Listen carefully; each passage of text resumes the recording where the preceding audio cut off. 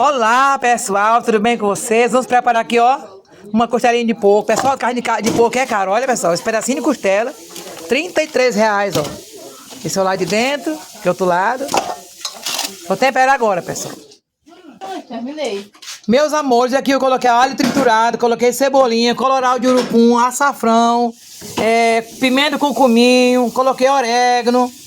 E agora eu vou mexer isso aqui, pessoal, pra gente preparar essa costelinha deliciosa. Quem gosta aí de costelinha de porco?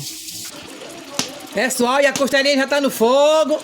Aqui eu tô cozinhando feijão. Meus amores, e assim ficou a nossa costelinha, pessoal, bem temperada, uma delícia. Fiz uma caminha aqui para ela de alface. E vamos comer, pessoal, aqui com arroz feito com piqui.